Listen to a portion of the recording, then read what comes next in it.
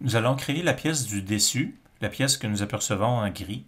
On remarque ici présentement le fond qui a été dessiné. Alors j'ajouterai dans un même projet, le boîtier, une deuxième pièce dans quelques instants, la pièce ici que nous apercevons. Je vais, comme stratégie, utiliser l'empilement, c'est-à-dire l'extrusion consécutive de peut-être 3 ou 4 couches là, qui vont constituer cette deuxième pièce-là qui est grise. Donc, je débute à l'instant. Je vais créer une esquisse. Cette esquisse sera placée ici sur la surface existante. Donc, je vais dessiner l'esquisse en fonction de la géométrie. Donc, je vais utiliser ceci. Et à ça, je vais ajouter un décalage. Ici, je vais ajouter un décalage vers l'extérieur. Je clique de 0,5 mm. C'est très peu, mais ça va permettre au boîtier de s'insérer ici vis-à-vis de la tige ronde. Donc, j'en fais autant pour les autres trous, donc par rapport à la géométrie. Donc, encore une fois, je clique et je précise 0,5 mm. Et ça, je fais ça à 4 reprises.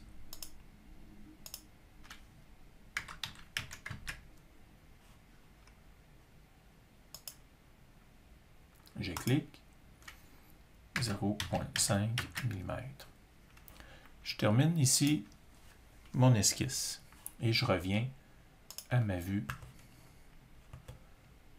isométrique. Alors, je vais créer une extrusion que je vais ici sélectionner. On remarque, si je zoome, là, la géométrie projetée, elle est ici, et le décalage ici est sélectionné, et non le point intérieur, ce qui va me permettre ici d'avoir une pièce qui glisse. Donc, je clique. On m'a ici proposé 25, mais en fait, je vais dire jusqu'à la face que je vais définir. Donc, je clique sur face et je clique ici sur le dessus. Et j'obtiens ici une première extrusion. Ah, là j'ai fait une faute ici. Vous voyez, je viens d'ajouter de la matière à mon fond. Donc, je retourne ici à l'extrusion 4 et je vais dire non, je ne veux pas ajouter, je veux un nouveau solide. Et cette fois-ci, j'obtiens une deuxième pièce. Donc, je vais crocheter ici. Donc, on voit la pièce 2 qui est le début de mon couvercle. D'ailleurs, je vais la renommer tout de suite. Couvercle. Alors, ma deuxième pièce étant débutée, les prochaines extrusions seront des ajouts à cette pièce-là, qui est le couvercle. Donc, on aperçoit ici la première portion. Donc, nous sommes dans le fond à 3 mm ici plus haut. Donc, je vais ajouter ici, dans le fond, un espace, un cercle plus petit qui va permettre à ma vis de bien se fixer, de bien fixer la pièce grise à la pièce bleue. Donc, à nouveau, une esquisse sur cette surface. Je projette à nouveau ma géométrie.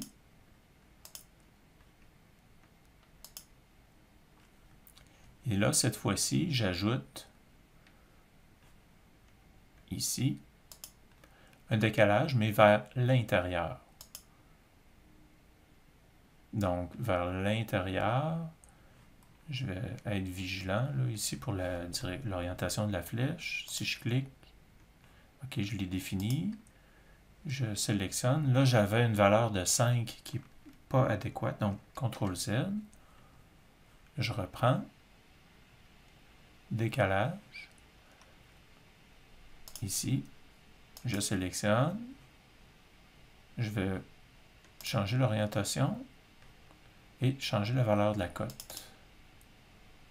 Voilà.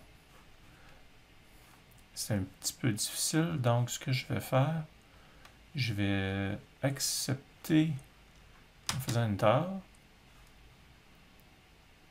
et je vais tenter de résoudre en modifiant la valeur créée. Donc, je vais venir coter si la chose est possible. Ce que je crains, c'est que ma cote converge là, vers le centre. Donc, je vais annuler l'opération et je vais la reprendre à nouveau. Donc, parfois, c'est un petit peu difficile, on le constate présentement. Donc, il s'agit de trouver les stratégies là, afin de contourner les obstacles. Alors, je reviens à mon esquisse. En fait, j'ai perdu l'esquisse en annulant. Donc, je reprends l'esquisse, la projection, le décalage. Je vais volontairement ici placer vers l'extérieur. Je vais inscrire 0,5. Puis je vais changer l'orientation par la suite. Si la chose est possible. Donc, si je désélectionne cette fonction, et si je place une valeur négative, oui, j'y parviens là par un autre moyen, un moyen détourné. OK, donc je me rends compte ici que ça peut fonctionner. Alors, je vais coter pour m'assurer que tout est conforme.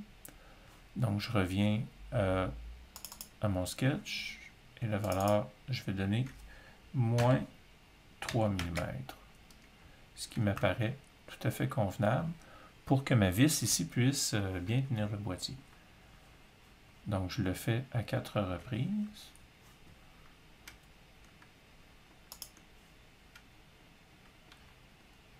Donc, cette forme-ci, ici, donc la valeur de moins 3 pour aller vers l'intérieur, si la chose est acceptée.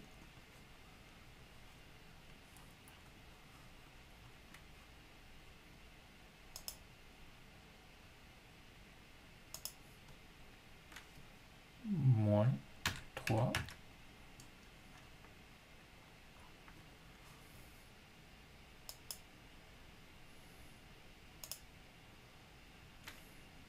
Moins 3. Je confirme. Et je reviens à la vue isométrique. Et c'est là qu'on va voir si la stratégie était bonne. Donc, je sélectionne cette zone-ci, ainsi que celle-ci et celle-ci. Donc, la forme que j'obtiens, c'est celle qui est attendue de 3 mm. J'ajoute à ma sélection les autres surfaces créées, soit celle-ci, celle-ci, celle-ci,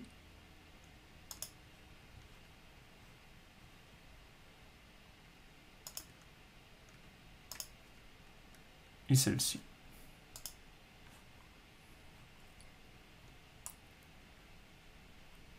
On a donc ici la possibilité de fixer la pièce. Ah, j'ai créé une troisième pièce à nouveau.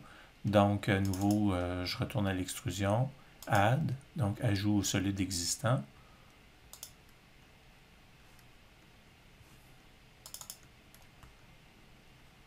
Add. OK, je dois sélectionner ici. La fusion doit se faire par la sélection. Donc, ici, comme ça. Alors, la pièce 2 qui s'appelle le couvercle est maintenant constituée de l'extrusion 4 et 5. Il me reste à donner une hauteur à mon couvercle. Alors, je vais créer à nouveau une esquisse. Donc, ici, je retourne à ma vue 2D. Je sélectionne encore une fois mon espace. Je crée un cercle afin que le tournevis puis la tête de la vis puisse passer. Donc, je vais projeter ici. En fait, ce ne sera pas nécessaire, CTRL Z. Je l'ai déjà mon centre. Je vais tout simplement ici dessiner. Ah, j'ai perdu ma projection. Donc, je retourne. Je vais dessiner tout simplement ici un cercle dont le diamètre permettra d'assurer le passage de la tête de la vis, soit disons, un diamètre de 10, ça m'apparaît suffisant. Ici aussi.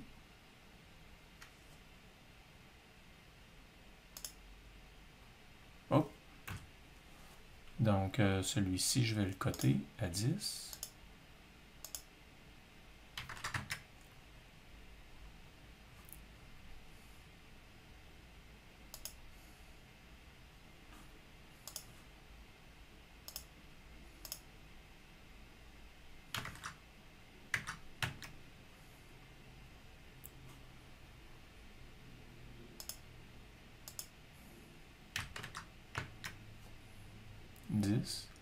Donc, ici, je termine mon esquisse. Je reviens à ma vue isométrique. J'extrude pour définir de façon arbitraire, ici comme ça, la hauteur du boîtier. Disons 15 ou 16. 15. 15, ça devrait être bien. Comme ceci.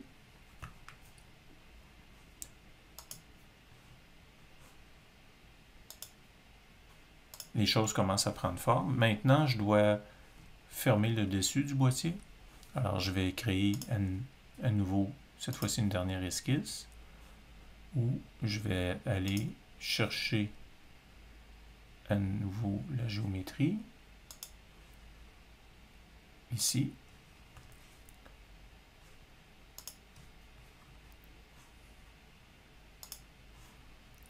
Je vais extruder la zone intérieure ainsi que la zone extérieure d'une épaisseur de 2.5 comme le fond qui m'apparaît là, ou 3. 3 c'est bien aussi, comme ça. Et cette fois-ci, mon boîtier il est terminé. Un dernier chanfrein ici, sur cette surface-ci, extérieure, comme ça ici, et c'est complet. Il me reste à vérifier la géométrie afin de m'assurer que toutes les fonctions sont bien attachées une à l'autre. Donc, je vais retourner ici au Sketch 1. D'ailleurs, je vais le renommer afin qu'un utilisateur puisse facilement modifier le travail. Donc, dimension. L'extrusion, ce serait la hauteur du fond. L'extrusion 7, ça c'était la partie fermée du dessus. L'extrusion 6, ce serait la hauteur du... Est-ce que je peux le modifier? Normalement, oui. Oh, ici. Donc, hauteur du couvercle. Ce serait, dans le fond, les endroits où l'utilisateur aurait à intervenir. Donc, supposons que je modifie les dimensions. Donc, je vais y aller pour 300. Et si le travail est réussi, les trous vont changer de place. Et oui, ça fonctionne. Donc, tous les trous, on peut voir ici, les changements ont été effectués. Et donc, tous les paramètres liés à la conception sont bons. Donc, ça, c'est une pièce qui peut être facilement modifiable pour tout usage. Bon projet.